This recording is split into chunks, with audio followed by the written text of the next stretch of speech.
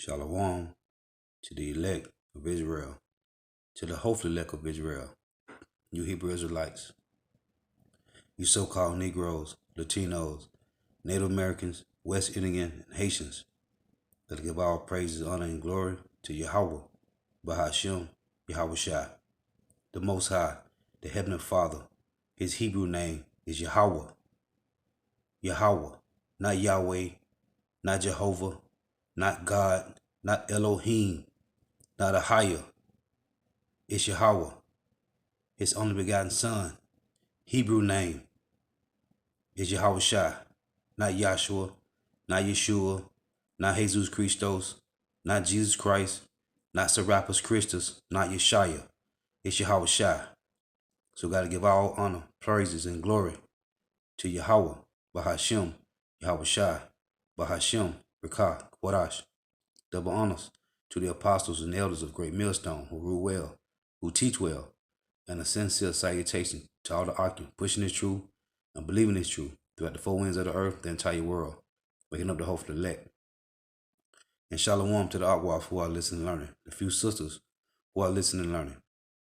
I'm Isaiah from the GMS Orlando camp, coming at you another lesson in true facts, faith, and edification, another daily edification.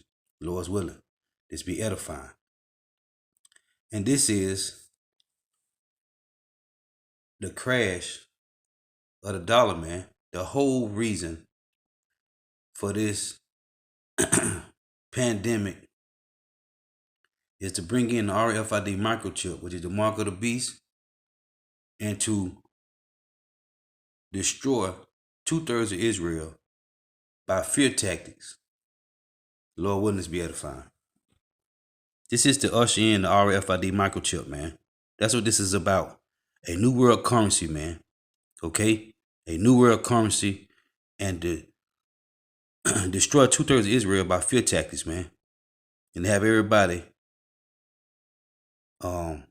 basically going against one another, man. Fear tactics. But the whole point of this is to bring in RFID microchip, which is the mark of the beast. With Wall Street desperately expecting the Fed to announce emergency measures on Sunday, and ideally before the futures open, Jerome Powell did not disappoint, and moments ago the Fed announced a barrage of emergency measures which included: welcome back ZIRP, Fed cuts rates by 100 basis points to 0 to 25 basis points from 1.00 to 1.25 basis points. Fed officially launches QE5, no more non-QE bullshit, consisting of at least $500 billion in Treasury purchases and $200 billion in MBS. QE is quantitative easing. Continually printing money, man. Boosting intraday liquidity, the Fed announces measures related to the discount window, intraday credit, bank capital and liquidity buffers, reserve requirements, and, in coordination with other central banks, the US dollar liquidity swap line arrangements reserve requirements cut to zero. The Fed cuts reserve requirement ratios to 0% effective on March 26. Coordinated swap lines, the Bank of Canada, the Bank of England, the Bank of Japan, the European Central Bank, the Federal Reserve, and the Swiss National Bank announced a coordinated action to enhance the provision of liquidity via the standing US dollar liquidity swap line arrangements. These banks agreed to lower the pricing on the standing US dollar liquidity swap arrangements by 25 basis points, so that the new rate will be the US dollar overnight index swap (OIS) rate plus 25 basis points. Amusingly, the Fed announces that the emergency action wasn't unilateral, with Loretta J. Mester voting against the action, as she was fully supportive of all of the actions taken to promote the smooth functioning of markets and the flow of credit to households and businesses, but preferred to reduce the target range for the federal funds rate to 0.5 to 0.75% at this meeting. The coronavirus outbreak has harmed communities and disrupted economic activity in many countries, including the United States. Global financial conditions have also been significantly affected. Available economic data show that the U.S. economy came into this challenging period on a strong footing. Information received since the Federal Open Market Committee met in January indicates that the labor market remained strong through February and economic activity rose at a moderate rate. Job gains have been solid, on average, in recent months, and the unemployment rate has remained low. Although household spending rose at a moderate pace, business fixed investment and exports remained weak. More recently, the energy sector has come under stress. On a 12-month basis, overall inflation and inflation for items other than food and energy are running below 2%. Market-based measures of inflation compensation have declined. Survey-based measures of longer-term inflation expectations are little changed. Consistent with its statutory mandate, the committee seeks to foster maximum employment and price stability. The effects of the coronavirus will weigh on economic activity in the near term and pose risks to the economic outlook. In light of these developments, the committee decided to lower the target range for the federal funds rate to 0 to 1/4%. The committee expects to maintain this target range until it is confident that the economy has weathered recent events and is on track to achieve its maximum employment and price stability goals.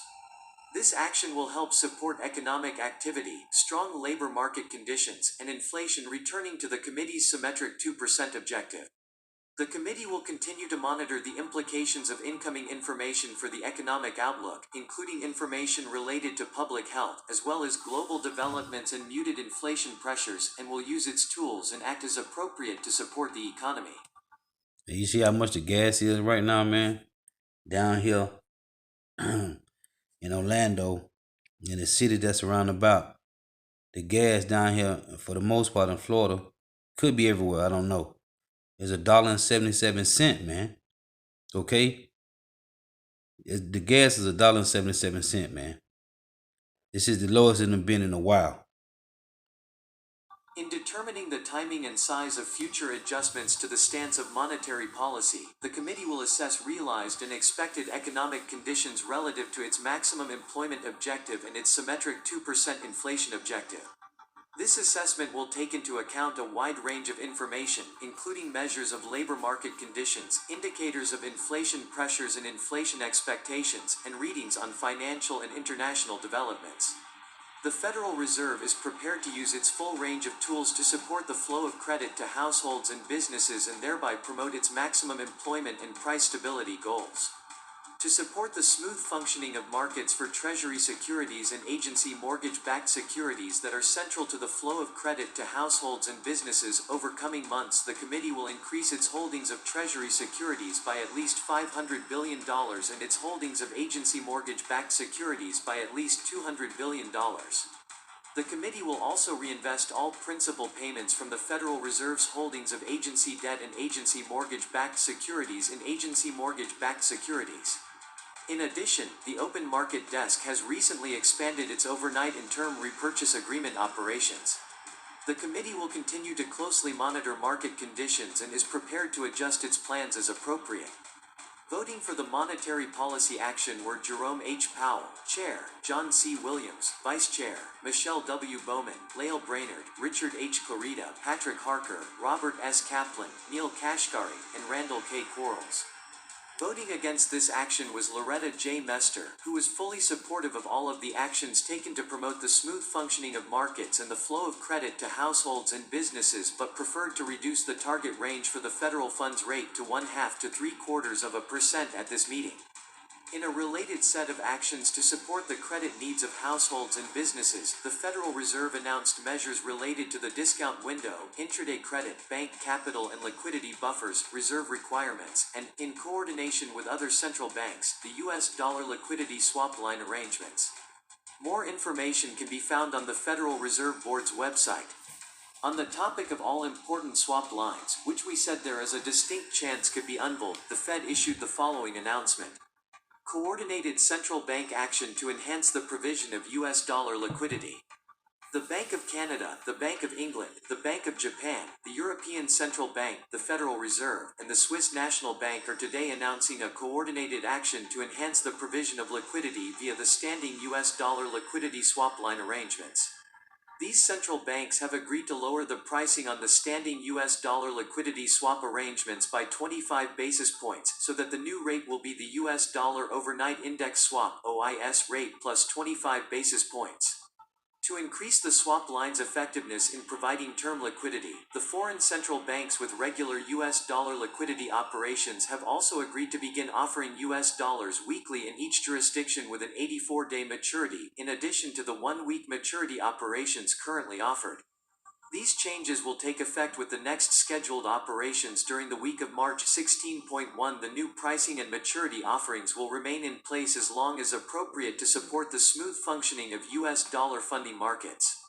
The swap lines are available standing facilities and serve as an important liquidity backstop to ease strains in global funding markets, thereby helping to mitigate the effects of such strains on the supply of credit to households and businesses, both domestically and abroad.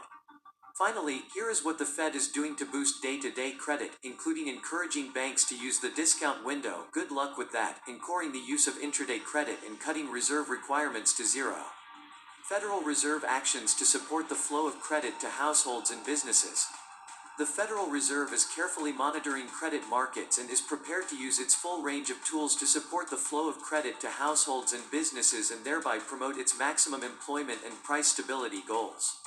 In addition to actions taken by the Federal Open Market Committee, including actions taken in coordination with other central banks, the Federal Reserve Board announced a series of actions in support of these goals. These actions are summarized below. Discount window. Federal Reserve lending to depository institutions. The discount window plays an important role in supporting the liquidity and stability of the banking system and the effective implementation of monetary policy. By providing ready access to funding, the discount window helps depository institutions manage their liquidity risks efficiently and avoid actions that have negative consequences for their customers, such as withdrawing credit during times of market stress. Thus, the discount window supports the smooth flow of credit to households and businesses. Providing liquidity in this way is one of the original purposes of the Federal Reserve System and other central banks around the world. The Federal Reserve encourages depository institutions to turn to the discount window to help meet demands for credit from households and businesses at this time. In support of this goal, the board today announced that it will lower the primary credit rate by 150 basis points to 0.25%, effective March 16, 2020. This reduction in the primary credit rate reflects both the 100 basis point reduction in the target range for the federal funds rate and a 50 basis point narrowing in the primary credit rate relative to the top of the target range. Narrowing the spread of the primary credit rate relative to the general level of overnight interest rates should help encourage more active use of the window by depository institutions to meet unexpected funding needs. To further enhance the role of the discount window as a tool for banks in addressing potential funding pressures, the board also today announced that depository institutions may borrow from the discount window for periods as long as 90 days, prepayable and renewable by the borrower on a daily basis. The Federal Reserve continues to accept the same broad range of collateral for discount window loans. Intraday credit. The availability of intraday credit from the Federal Reserve supports the smooth functioning of payment systems and the settlement and clearing of transactions across a range of credit markets. The Federal Reserve encourages depository institutions to utilize intraday credit extended by reserve banks on both a collateralized and uncollateralized basis to support the provision of liquidity to households and businesses and the general smooth functioning of payment systems. Bank capital and liquidity buffers. The Federal Reserve is encouraging banks to use their capital and liquidity buffers as they lend to households and businesses who are affected by the coronavirus. Since the global financial crisis of 2007-2008, U.S. bank holding companies have built up substantial levels of capital and liquidity in excess of regulatory minimums and buffers. The largest firms have $1.3 trillion in common equity and hold $2.9 trillion in high-quality liquid assets. The U.S. banking agencies have also significantly increased capital and liquidity requirements, including improving the quality of regulatory capital, raising minimum capital requirements, establishing capital and liquidity buffers, and implementing annual capital stress tests. These capital and liquidity buffers are designed to support the economy in adverse situations and allow banks to continue to serve households and businesses. The Federal Reserve supports firms that choose to use their capital and liquidity buffers to lend and undertake other supportive actions in a safe and sound manner. Reserve requirements. For many years, reserve requirements played a central role in the implementation of monetary policy by creating a stable demand for reserves. In January 2019, the FOMC announced its intention to implement monetary policy in an ample reserves regime. Reserve requirements do not play a significant role in this operating framework. In light of the shift to an ample reserves regime, the board has reduced reserve requirement ratios to 0% effective on March 26, the beginning of the next reserve maintenance period. This action eliminates reserve requirements for thousands of depository institutions and will help to support lending to households and businesses. Hey, warming you up to this, man. I had to show you how these devils work, man, with these banks. So warming you up to this. Lord willing to be edifying. The empire of the dollar is drawing in its painful agony of death, and its patriarchs are in the state of negation of reality, otherwise known as the Trump presidency. Whether or not you like to hear it, this is a fact: the greenback is losing out its popularity. This could be very bad for the value of the US dollar in the years to come. You know, central banks throughout the world hold a lot of American dollars. Lately, however, they have been reducing their exposure to the US dollar. If you hold US dollars and dollar-denominated assets, you need to pay close attention to this phenomenon. It could have devastating consequences. The global trade is primarily done in US dollars. How will companies hedge their businesses from a falling dollar? Major commodities are also priced in American dollars. How will producers and end users be impacted?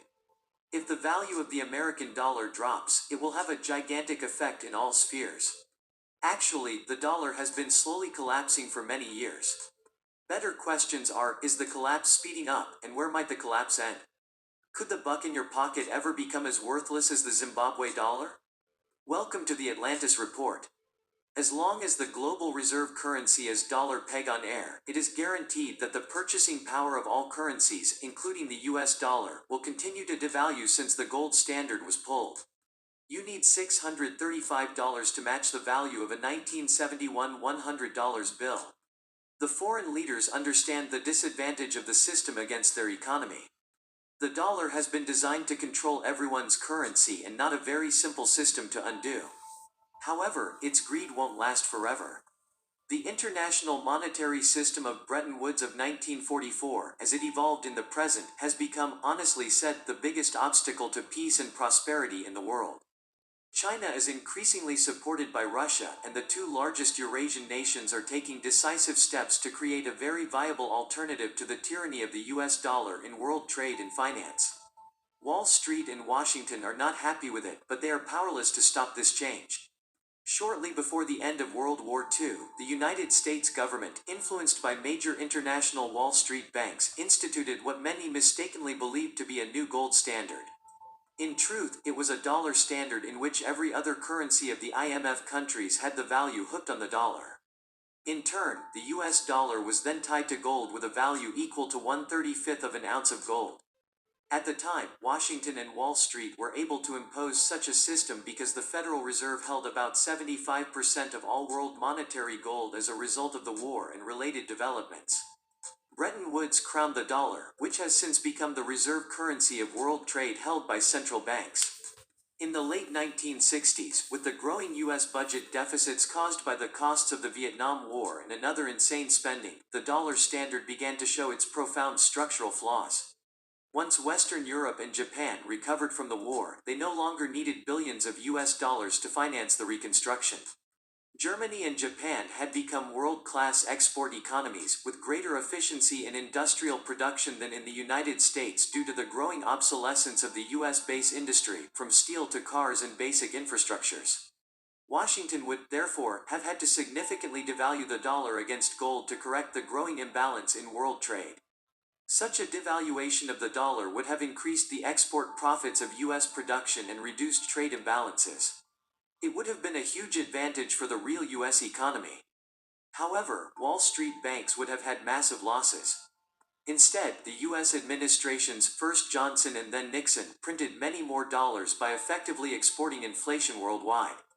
Central banks, especially those in France and Germany, reacted to Washington's deafness by demanding their gold back from the United States Federal Reserve in exchange for their US dollar reserves at a price of $35 an ounce, the value set by the Bretton Agreement. Woods of 1944.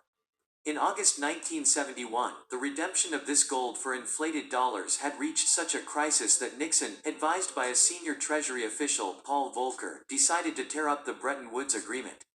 Since 1973, gold was allowed to trade freely by Washington and was no longer the guarantee of a healthy US dollar. Instead, the oil shock in October 1973 raised the price of oil in dollars by 400% in a few months, thus giving birth to what Henry Kissinger then called a petrodollar. The world needed oil for the economy. Washington, in its 1975 deal with the Saudi monarchy, ensured that Arab OPEC would refuse to sell even a drop of its oil in the world for any currency other than the US dollar. The value of the dollar rose against other currencies, such as the German mark or the Japanese yen. The banks of Wall Street were inundated with petrodollar deposits. The dollar casino was open and running, while the rest of the world was being plucked. New York's major international banks such as Chase, Citibank, and Bank of America used petrodollars to launder the profits of Arab oil to oil-importing countries in the developing world during the 1970s, sowing seeds for the so-called Third World Debt Crisis. Curiously, it was Paul Volcker himself, a protege of David Rockefeller and the Rockefellers' Chase Manhattan Bank, who this time, in October 1979, as president of the Federal Reserve, triggered the debt crisis of the 1980s by pushing interest rates of the Fed until it breaks through the roof. He lied and said it was necessary to freeze inflation. All this to save the dollar and the Wall Street banks. Today, the dollar is a strange phenomenon, to put it mildly. The United States, since 1971, has gone from being a large industrial nation to a gigantic speculative casino swollen with debt. With federal fund interest rates between 0% and 1% in the past 9 years, which is unprecedented in modern history, the major Wall Street banks, whose financial counterfeiting and murderous greed have created the crisis of subprime in 2007 and the subsequent global financial tsunami of 2008, are committed to creating a new speculative bubble. Rather than lend money to cities in debt for the construction of urgently needed infrastructure or to other productive routes of the real economy, they created another colossal bubble in the stock market instead. Habakkuk chapter 2, verse 6. Should not all these take up a parable against him, and a taunting proverb against him, and say, Woe to him that increaseth that which is not his? How long? And to him that laden himself with thick clay. And see, they in debt, man. But this coming from on top, man. This coming from the elites, man. Okay? They pushing this, man. It's all a game, man, with them. It's a game. But guess what?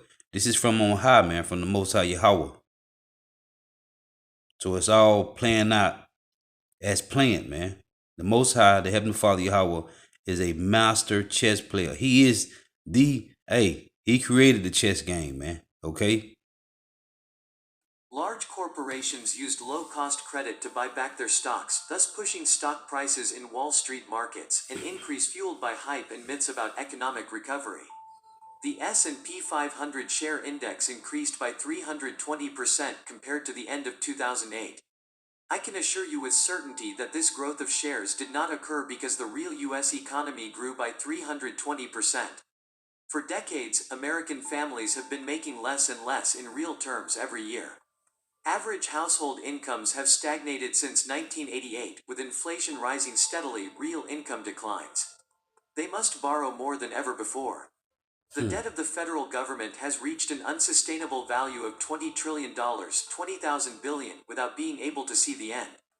The American industry has been closed, and production has been shipped abroad. Outsourced is the euphemism used. Left behind is an indebted and rotten service economy in which millions of people have 2 or even 3 part-time jobs just to keep themselves afloat. The only factor that helps keep the dollar out of a total collapse is the US military and Washington's deployment of fraudulent NGOs around the world to facilitate the looting of the world economy. As long as Washington's dirty tricks and Wall Street machinations managed to create crises as they did in the Eurozone in 2010 by hitting Greece, those countries with world trade surpluses such as China, Japan, and then Russia had no practical alternative to buying U.S. government debt securities, treasury bonds, with most of the dollars of their trade surplus. Washington and Wall Street were so laughing. They could print endless volumes of dollars backed by nothing more than the F-16s and Abrams tanks. China, Russia, and the Wow. other dollar bondholders, by purchasing U.S. debt, actually financed the U.S. wars directed against them. At that time, they had few viable alternative options. Viable alternatives emerged. Now, ironically, two of the foreign economies that have allowed the dollar an artificial extension of their lives beyond 1989, Russia and China, are carefully revealing the most feared of alternatives, an international currency guaranteed by gold and, potentially, numerous similar currencies that can eliminate the unfair hegemonic role of the dollar. For many years, both the Russian Federation and the People's Republic of China have purchased large quantities of gold, largely to add it to their currency reserves in central banks, which otherwise would typically be in dollars or euros. Until recently, it was not clear why. For many years in the gold markets, it was known that the major buyers of physical gold were the central banks of China and Russia. What was not so clear was how deep their strategy was beyond simply creating confidence in their currencies amid the growing economic sanctions and warlike proclamations of the trade war that came from Washington. It is now clear why. China and Russia, probably with their main trading partner countries in BRICS, Brazil, Russia, India, China, South Africa, as well as their Eurasian partner countries of the Shanghai Cooperation Organization (SCO), are about to complete the architecture of the creation of a new monetary alternative to that of the dollar world. See? Assets, you need to pay. You see? Oh, Salakia. Dang. I ain't mean to do that. Salakia. Let me go back. Play that again. Partner countries in BRICS, Brazil, Russia, India, China, South Africa, as well as their Eurasian partner countries of the Shanghai Cooperation Organization (SCO), are about to complete the architecture of the creation of a new monetary alternative to that of the dollar world. Now you see that? Do you see that? That's Obadiah. Let's read this. Obadiah chapter 1 and verse 7. All the men of thy confederacy have brought thee even to the border. The men that were at peace with thee have deceived thee and prevailed against thee. They that eat thy bread have laid a wound under thee. There is none understanding in him. You see this? Hold on, man. Let's run this back. Let's run this back. Right here. What was not so clear was how deep their strategy was beyond simply creating confidence in their currencies amid the growing economic sanctions and warlike proclamations of the trade war that came from Washington. It is now clear why. China and Russia, probably with their main trading partner countries in BRICS, Brazil, Russia, India, China, South Africa, as well as their Eurasian partner countries of the Shanghai Cooperation Organization (SCO), are about to complete the architecture of the creation of a new monetary alternative to that of the dollar world. Now you see that? These nations, the allies of North America, will soon leave North America and be joined to Russia and China, man. That's what's going on. And these devils is pissed off, man. Again, Obadiah 1 and 7. All the men of thy confederacy have brought thee even to the border. The men that were at peace with thee have deceived thee and prevailed against thee. They that eat thy bread have laid a wound under thee. There is none understanding in him. So you see what's going on, man. These nations is separating from North America, Babylon the Great, man. Currently, in addition to the founding members of China and Russia, full members of the SCO include Kazakhstan, Kyrgyzstan, Tajikistan, Uzbekistan, and, more recently, India and Pakistan. It is a population of no less than 3 billion people, about 42% of the entire world population, gathered in a coherent, planned, peaceful economic and political cooperation. If we add the official observer states, Afghanistan, Belarus, Iran, and Mongolia, which have expressed the desire to formally join as effective members, to the member countries of See? the SCO, a look at the world map will show the impressive potential of the emerging countries of the SCO. See? Turkey is a formal dialogue partner that explores any application for admission to the SCO, as well as Sri Lanka, Armenia, Azerbaijan, Cambodia, and Nepal. This scenario, in a nutshell, is simply enormous. The BRI is a Silk Road supported by gold. Until recently, expert groups in Washington and the government have despised emerging Eurasian institutions such as the SCO. Unlike the BRICS, which are not contiguous countries in the vast mass of the terrestrial globe, those of the SCO form a geographical entity called Eurasia. When Chinese President Xi Jinping proposed creating what was later called the New Economic Silk Road at a meeting in Kazakhstan in 2013, few in the West took it seriously. Today's Of official course name they is the did. Belt and Road Initiative BRI. Today, the world is beginning to take the purpose of the BIS seriously. And you see, when I just read the bottom of this in Obadiah 1 and 7, it said the West took it. The West didn't take it as seriously. Why? Because there is no understanding in them, man, and the pride of their heart have deceived them. That's why, man. But these nations is separated from North America, man, and they think it's a game. It is clear that China's economic diplomacy, like those of Russia and its group of countries of the Eurasian Economic Union, is strongly focused on the creation of advanced high-speed railways, ports, energy infrastructures that weave a new vast market capable, within less than a decade at the current rate, to obscure any economic potential of the OECD, North American and European countries economically stagnant and inflated by debt. See that? These nations. Hey, matter of fact, I gotta read it, man. I gotta read it. This is Daniel, chapter 2, in verse 39. It reads, "And after thee shall arise another kingdom inferior to thee, and another third kingdom of brass, which shall bear rule over all the earth." Okay? Which was Alexander the Greek. "And the fourth kingdom shall be strong as iron, for as much as iron breaketh in pieces and subdue all things, and as iron that breaketh all these shall it break in pieces and bruise." So the first beginning of rulership of the Edomites was with who? Alexander the Greek. "And whereas thou sawest the feet and toes, part of potter's clay and part of iron, the kingdom shall be divided, but there shall be in it of the strength of the iron." The fourth kingdom was the Roman Empire, which was still Edomites. "For as much as thou sawest the iron mixed with miry clay, and as the toes of the feet were part of iron and part of clay, so the kingdom shall be partly strong and partly broken. And whereas thou sawest iron mixed with miry clay, they shall mingle themselves with the seed of men. The Edomites shall mingle themselves with other nations, but they shall not cleave one to another, even as iron is not mixed with miry clay." So you see, these kingdoms is separating. EU is separating, man, from from North America, man. Okay, hey, they would have no allies, man. It tell you in Revelation, man, Revelation 17 and 16. Let's read it.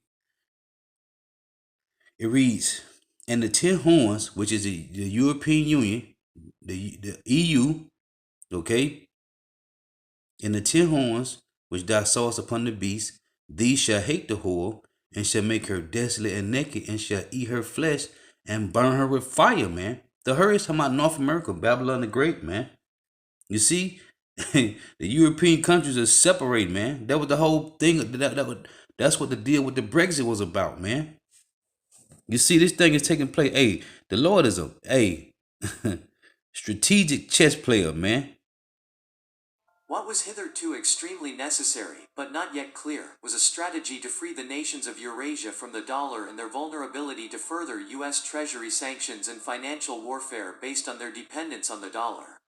Now, this is about to happen. At the annual BRICS summit on September 5th in Xiamen, China, Russian President Putin presented the Russian vision of the current economic world simply and clearly. See, Russia is the new North America, man. Russia is the Babylon. Hey, Russia is that new world superpower, man. This is James 5 and 1. Go to now, ye rich man, weep and howl for your misery. Talking about you are Babylonians, okay? That shall come upon you. Your riches are corrupted, and your garments are moth eaten. Your gold and silver is canker. What's the gold and silver of North America, Babylon the Great? The petrodollar, man. Your gold and silver is canker, and the rust of them shall be a witness against you, and shall eat your flesh as it were fire, which you just read in Revelation 17 and 16. Ye have heaped treasure together for the last days. So, man, it's over, man. This place, hey, Isaiah 47 and 1, man. Come down and sit in the dust, O virgin daughter of Babylon, man. This place is done, man. The city of confusion is breaking down, man. Rapidly. He said Russia shares the concerns of the BRICS countries about the injustice of the world's financial and economic architecture, which does not take into account the growing weight of emerging economies. We are ready to collaborate with our partners to promote reforms to the international financial regulation and to overcome the excessive domination of a limited number of reserve currencies. See, they ready to get back together, man. It has never been so explicit on the issue of currencies. Put this in the context of the latest financial architecture unveiled by Beijing, and it will become clear to you that the world is about to enjoy new degrees of economic freedom.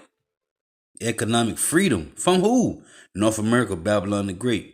Jeremiah 51 and 7. Babylon had been a golden cup in the Lord's hand that made all the earth drunken. The nations have drunken of her wine, therefore the nations are mad. Babylon is suddenly fallen and destroyed. Howl for her. Take balm for her pain. Ain't no triple antibody ointment, man. It's nothing you can get this place, man. Okay? Ain't no healing medicine for this place, man. It said Babylon is suddenly fallen and destroyed. Howl for her.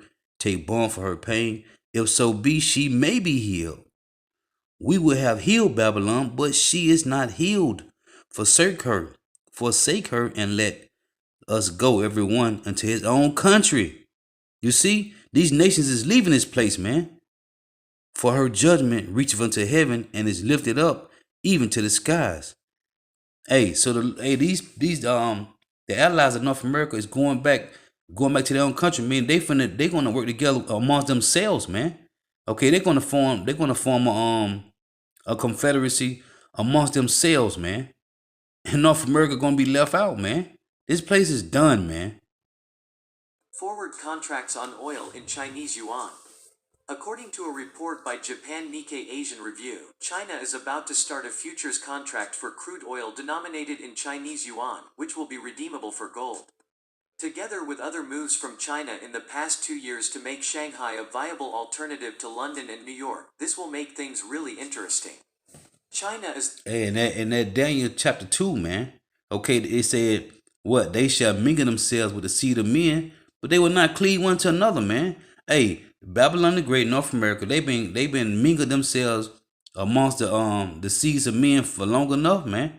Now it's time for separation. This is the work of the Lord, man. The Lord is doing this because it's time for this place to go down, man. It's the world's largest... North America, Babylon the Great have ruled the world in total wickedness, man. Wickedness, man. Have conquered, raped, robbed, murdered, and pillaged the entire planet, man. In wickedness. And all the kings of the earth is sick of it, man. As the scriptures say. They sick of it, man. Just oil importer, most of which is still paid in US dollars. If the new oil futures denominated in yuan acquire broad acceptance, they could become the most important Asian reference for crude oil, given that China is the largest oil importer in the world. This would challenge the two oil contracts dominated by Wall Street, the Brent oil futures of the North Sea, and that of West Texas, which have so far given Wall Street immense hidden advantages. This would be a huge manipulation lever eliminated by China and its oil partners, including Russia in particular. You see? The yuan recently acquired membership in the SDR, the selected group of currencies of the International Monetary Fund, and the introduction of an oil futures contract traded in Shanghai in this currency could, especially if convertible into gold, dramatically shift the balanced geopolitics of power from the Atlantic world to Eurasia. In April 2016, China made the big move to become the new center for the exchange of gold and the world center for trade in gold, physical gold. China is now the largest gold producer in the world, far ahead of South Africa, also a member of the BRICS, with Russia in second place.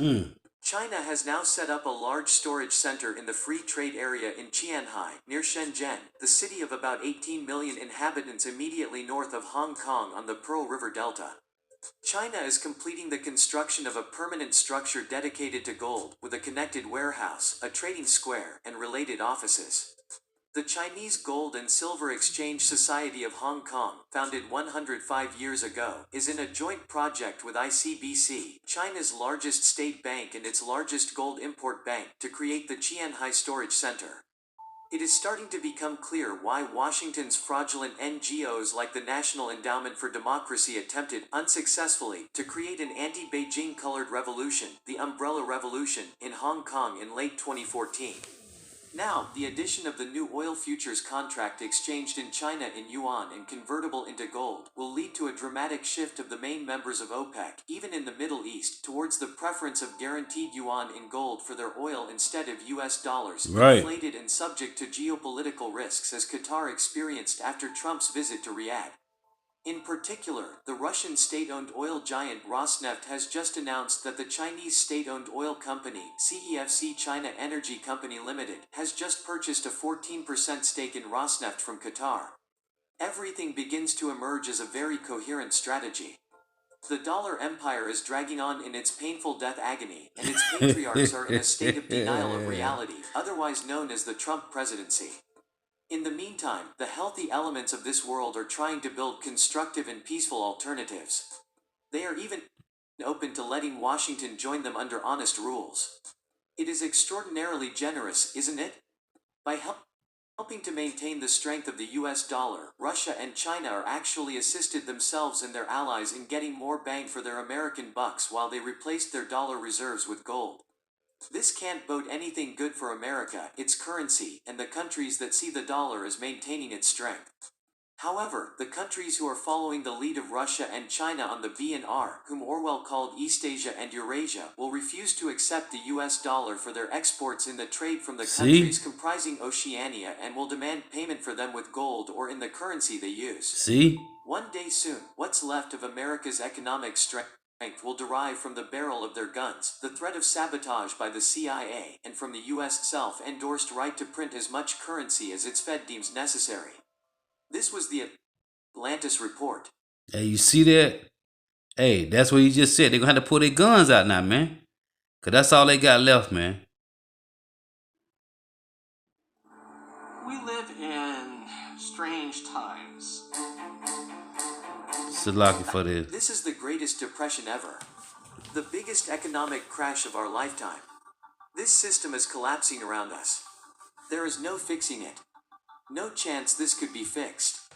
It'll fall to the point of total officials' desperation. The bottom is when they admit they've lost and have nothing to do.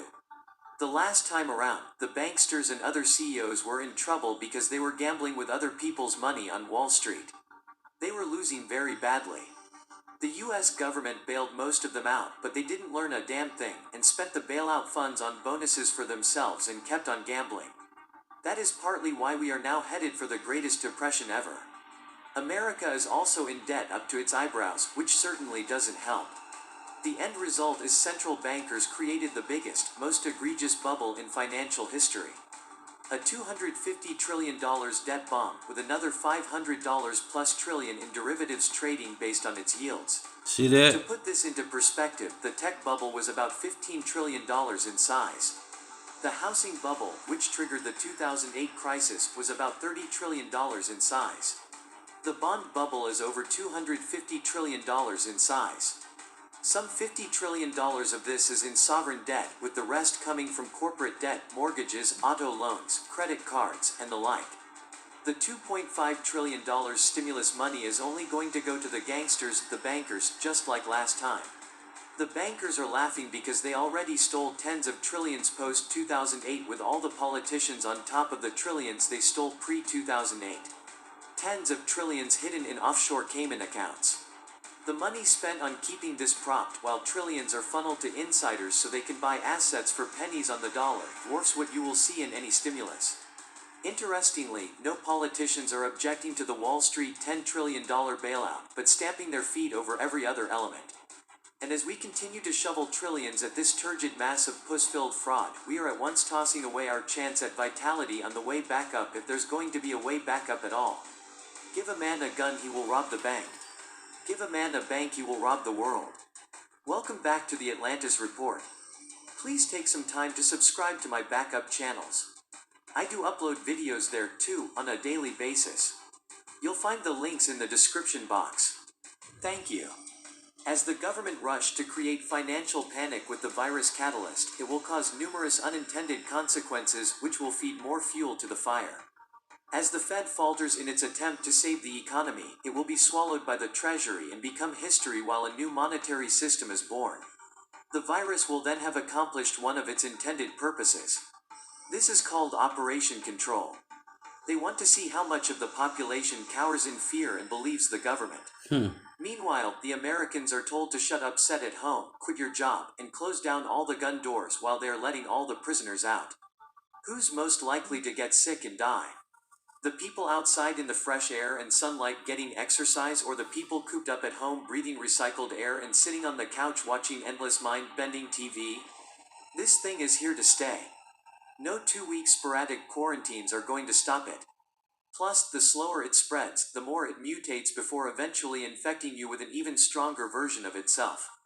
By that time, you'll be so out of shape from not going outside, a cold would probably kill you.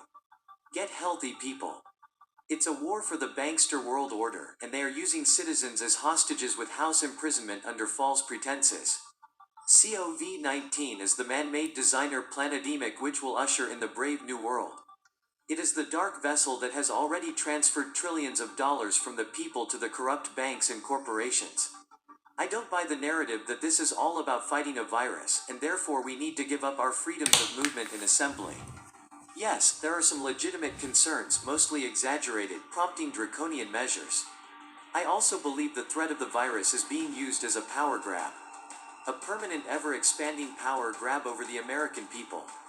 Just as the fear of climate change is an excuse by elites in and out of government to try and control us. The people behind this virus threat aren't going to willingly give you your freedoms back. The Fed to start buying stocks through ETFs. The capitalism has been dead for a while, but the Fed is now going to make sure it is dead by pumping lead into a corpse. Former Fed slackers Yellen and Bernanke are calling for the Fed to buy stocks and bonds, which is illegal. The Fed is monetizing everything else, including corporate junk bonds. The Fed has no more bullets, but hey, we knew that as the government has been buying up all the ammo. The US sociopaths in charge are using one credit card to pay down another, with all the progeny of their tax slaves holding the liability. The national debt clock shows tax revenues retreating across all levels. Government with 1/3 of the population now in financial survival mode. This will accelerate the longer at-home quarantining continues. The only thing keeping the Ponzi alive at this point is more Ponzi. Good luck, peeps. Time to end the Fed and seize their assets in gold and let them keep the debt. Start exchanging US Treasury notes for the Federal Reserve notes. This crash was coming no matter what. The stock market was ridiculously overvalued. By definition, debt is unserviceable. The money you need to cover the interests needs to be taken from the other loan. There is a solution here, and it involves people in the streets revolting at the notion of the Fed inflating its balance sheet to buy stocks. Short of that, nothing will change, and the party will go on. You see? And the party will go on, man. Hey, this is Revelation 13-16, because this is the end all be all, man. And he causeth all, both small and great, rich and poor, free and bond, to receive a mark in their right hand or in their foreheads, and that no man may buy or say he that had the mark, or the name of the beast, or the number of his name. Here is wisdom. Let him that have understanding count the number of the beast, for it is the number of a man, and his number is 666. And this is the end all be all before World War III takes place, man. They are trying to bring about the new currency, man. The one world currency, man, which is the RFID microchip, man. Period. The mark of the beast will be made mandatory soon, man, which is the RFID microchip, whether you can believe it or not. It is up to the people to end this super cycle of debt. The majority of government budgets come from taxing businesses. Businesses that are currently shut down. It is kind of hard to tax sales when there are no sales. The absolute decimation of business because of being locked down is far worse than losing 2 employees to cold for 2 weeks. Not only will the virus be good for taking away more of our civil liberties, but it's also a great excuse for austerity measures. Everyone will be bailed out with printed currency. Everyone will be paid. The problem, your check will buy a bag of peanuts. The only reason why the dollar doesn't become like the currency in Zimbabwe is that the US has the world staring down the barrel of its gun. Without that fiat threat, there are probably as many grains of sand in the ocean as there are dollar bills in circulation. The least bad option is debt repudiation and a deflationary depression. That would be the honorable approach. Since our leaders do not have any honor, they'll go with the total destruction of the currency and a hyperinflationary depression. Right. Either way, a lot of people are going to see their standard of living destroyed. Now perhaps you people who are gullible enough to invest in a paper stock market with no tangible backing will understand the risks you take. Besides, the stock market was really living in a different world from the rest of the economy. The economy never really recovered since 2008, and had been sluggish at best, with 93,000 businesses shutting down in 2019 alone. Right. Which is called the retail apocalypse, man. You see? There were signs all along the economy was in the tank, and it took the virus to expose just how fragile it really was. Communist Chinese told us time and time again they had a 100-year plan and were going to knock our block off. Yet even now, with everything basically shut down, the economy outside of food and medical grinding to a halt, people are sitting there hoping that their fake pre-virus lifestyle of complete BS can come back like with a flick of a switch. See how easy it was to use fear to control and manipulate the malleable mushed minds of the masses. Who would have ever believed that a hyped-up fabricated story, in conjunction with your average flu epidemic, could have pulled off this global scam? This virus is a cover for the collapse of the US dollar. Right. When we wake up from this, there will be Costco, Walmart, and a handful of other businesses open. All the owned private companies will be bankrupted. We will have to get our stuff from Amazon delivered.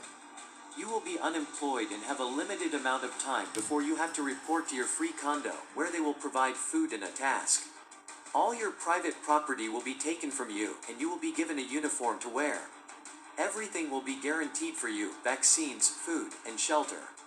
You will start feeling ill soon after. Don't worry, you will have free health care to make you feel better until you die. Something had to be done. Soon. Something in which multiple stakeholders among ruling elites would benefit. That something is a financial reset. Offload toxic assets and stocks to Uncle Sam. Forgive debt in return for inflated asset prices. Borrow from Uncle Sam, speculate, keep the profits, and ask Uncle Sam to pay for the losses. The problem, of course, was contriving a sufficiently scary global crisis to pull off such a scam. Not much will be left to reopen at the end of April. Most restaurants, especially the mom and pops, are never going to reopen.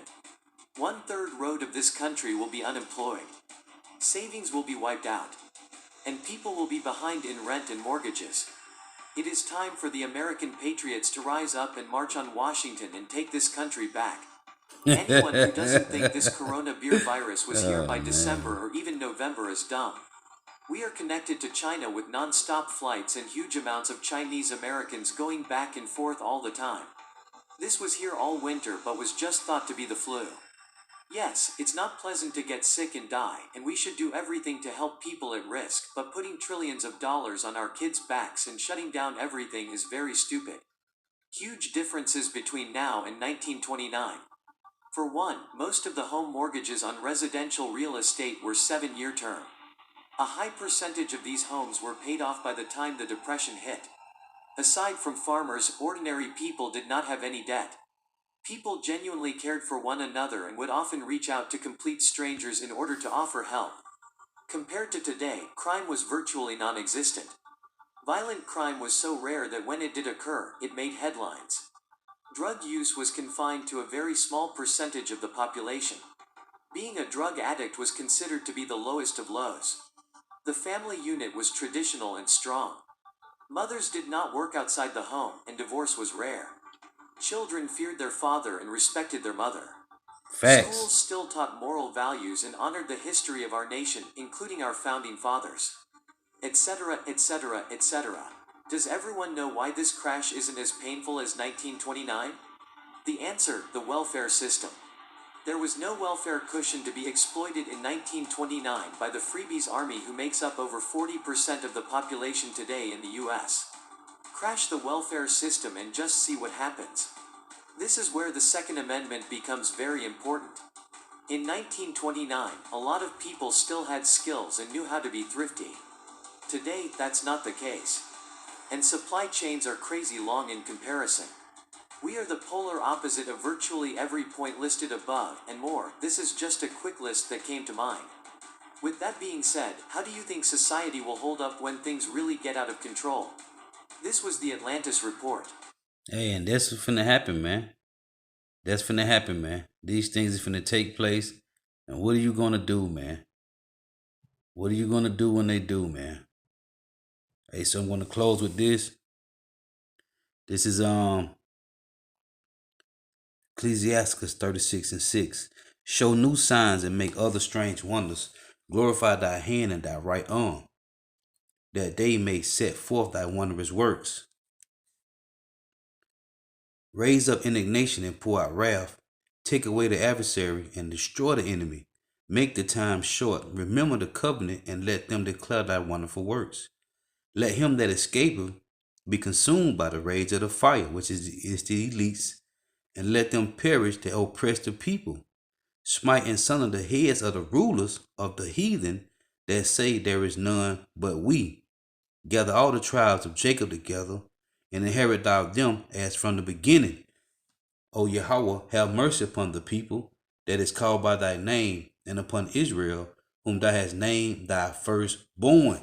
And you can read that in Exodus 4:22. He told Pharaoh to let his people go. Okay? Israel was his firstborn. So you see, man, these things happening, and this is going to hit 2/3 of Israel hard, man. That's why the Lord say, seek him early, man, while he may be found. Call upon him while the day is near, man. Okay, when you go to Ecclesiastes 12:1, what does it say, man? Let's read it. Ecclesiastes 12:1. Remember now thy Creator, the Heavenly Father Yahweh, in the day of thy youth, while the evil days come not, nor the years draw nigh, when thou shalt say, I have no pleasure in them. Because things coming, man. Jiggle trouble. Hey, and these devils finna move quick, man, to bring in this RSD microchip, man. They're moving quick, man. Okay? And if you ain't on the right side of the Heavenly Father Yahweh, Bashim Yahushua, you are going to be taken, man. You're going to be destroyed, and you're going to die grievous deaths, either famine or by the sword, man, or by pestilence, okay, or by beasts of the field. Or you're going to beasts of the field, pestilence, famine, or by the sword. One of the four, you're going to die, man. So, Lord, what is edifying? Got to give all praise, honor, and glory to Yahweh, Bahashim Yahushua, Bahashim Rikak Wadash, double honors to the apostles and elders of Great Millstone who rule well, who teach well, and a sincere salutation to all the ark and pushing this truth and believing this truth throughout the four winds of the earth and the entire world, waking up the hopeful elect. And shalom to the Akwaf who are listening and learning. The few sisters who are listening and learning. Hey, Lord, we're edifying, and this is going to be must watch. This is happening. So, Lord willing, it was edifying. Till next time I say shalom.